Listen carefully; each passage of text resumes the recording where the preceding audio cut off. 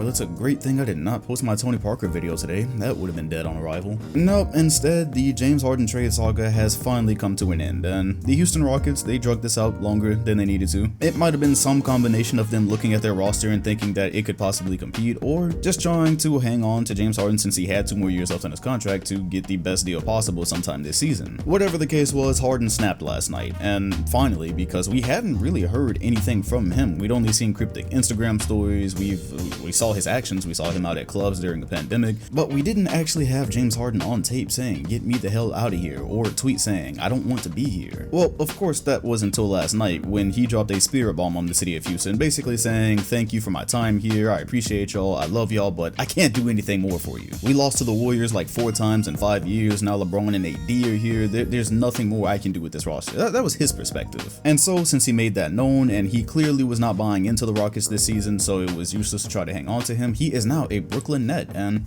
I'm not shocked, but I did think he was going to go to Philly. I thought that was the best deal out there for Houston, except they got greedy. They asked Philly for everything and more, so not just Ben Simmons, but they wanted Tyrese Maxey, Matisse Thybulle, and then they still wanted picks, so they basically told Philly, "You gotta trade us everything except your team logo and jerseys for James Harden." And we still might come for that in the future, but these Sixers were not having it. Joel Embiid is playing like an MVP right now, they like the direction they're going, so they're just gonna keep themselves whole, and that left one destination. Really big trade, by the way. It involved more than one team, as we thought it might if something with the Nets was going to happen. And so the Nets sent 4 first-rounders and 4 draft swaps in the future, along with Jared Allen and Caris LeVert away. So they lost a bit of depth, and they've mortgaged their entire future on this. A championship has to come out of this, there's no other option. But hold up, wait a minute, the Rockets were not finished. This was a actually 4-team deal. So the Rockets ended up sending Caris LeVert to the Pacers for Victor Oladipo. He got swept up in this mess. And Jared Allen went to the Cavs, so the Cavaliers now have an official tall ball lineup if they wanted. More on those a bit later in the video though. Let's focus on the Brooklyn Nets, the headliner here, because that's the immediate change. The Big 3 era is back. The Nets have 3 of the best one-on-one players in NBA history, which makes this a bit of an interesting Big 3 because normally when you see Big 3s, there's clearly defined roles. You can kind of see where the pieces of the puzzle fit. So that's what happened with the Boston Celtics, Paul Pierce and Ray Allen. So Ray Allen's a wing shooter, KG's a big man, that worked fine. The Miami Heat had to wrestle with it a little bit. That's why they didn't win in the first year, because they had 2 ball handling wing players and you couldn't just make one a spot up shooter. They also had a big man in Chris Bosh that was used to doing more than he ended up doing in Miami, but there was still a way for it to work and they found that way. You talk about San Antonio, they never had a problem. Manu Ginobili was always cool with taking a lesser role. They eventually handed the keys to Tony Parker, and of course they had a big man. So all these Big 3s, they were always like pieces of a puzzle. This one is a little bit less clear, being that at one point or another, each of these 3 guys have been used to being able to take the ball and go get 30 on their own.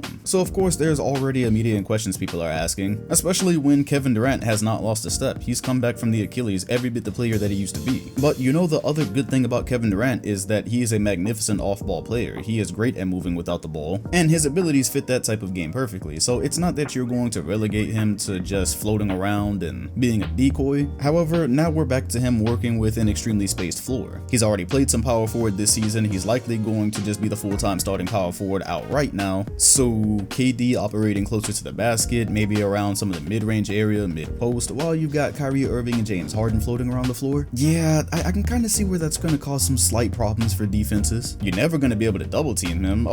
Hey, while we're on the topic of double teams, James Harden plays with Kyrie Irving and Kevin Durant. So those super aggressive coverages, double teaming when he crosses the half-court line, gearing an entire defense towards trying to stop his drives, you can't really do that anymore. I think that's kind of an underrated feature of this trade that I haven't seen discussed much. That's been teams' go-to for Harden for years now is, you know, he's magnificent at drawing fouls, you know that nobody can stay in front of him one-on-one, so those coverages have been harsh for a good 3 or 4 years now. That's out the window. So for those that are worried about the whole 1 ball and 3 scorers type thing, I haven't even really talked about Kyrie yet, and there's already 2 major advantages for 2 of the best scorers of all time. As it pertains to their depth, there's definitely some questions now because they've probably got to start DeAndre Jordan. However, they retained some shooting. They've retained Joe Harris, you still got Landry Shamet, and you got to look and say, now they're always going to have one of the best players on the court playing the entire game. So as long as everybody's healthy in there, you're probably not going to see a situation where all 3 of these guys are on the bench at the same time. And then you've also got options to have Harden and KD on the floor at other times, just Kyrie and KD, or Harden and Kyrie. Depending on how they do the lineups, they can actually have 2 of the league's best scorers on the floor the entire game. So in my opinion, most of the questions concerns about this specific big three should probably come off the court more than they are on it. So worrying about James Harden shenanigans, whatever it is that Kyrie Irving is going through. If you're looking for detractors, that's where I'd be looking. On the court, I'm very high on big threes. They don't fail often, especially not when guys are in their primes. If there aren't injuries, they eventually figure it out, and that's why the Nets were correct in making this move. Even if they don't figure it out specifically this year because of the chemistry issues that are probably going to arise from guys being in and out of the lineup, or just the fact that maybe they don't have enough depth because of what they just traded, yeah, this could end up being a thing like the Miami Heat's first year where they get to the finals and they don't win it, but eventually I would say this Nets team is probably going to win it. And that's why I made the video probably about a month or a month and a half ago outlining why each team in the East needed to make this James Harden trade. Now, if you're in the Eastern Conference and your name is not Brooklyn, you're going to be dealing with this ultra talented big three probably being surrounded by more talent for years to come. Of course, I shouldn't have to say that is dependent upon injuries, dependent on Kyrie actually coming back and playing, but these are the type of moves that drive change. When the Boston Celtics did it, that drove LeBron James to eventually do his own thing with the Miami Heat. People saw what the Heat were doing, and then the Lakers tried it with Dwight Howard and Steve Nash, and Brooklyn also tried it back then by getting some of the Celtics' older pieces. So it sets off arms races of sorts, because this team, no matter what happens this season, or if they figure it out immediately, they're already kind of at an advantage amongst everybody else here. And so just from here on day one, it looks like Brooklyn did what they had to do, and now we await the NBA's next big three, because you know there's going to be something else coming. Probably not this season, obviously, but just some other notes with the trades. Victor Oladipo, that move definitely surprised me.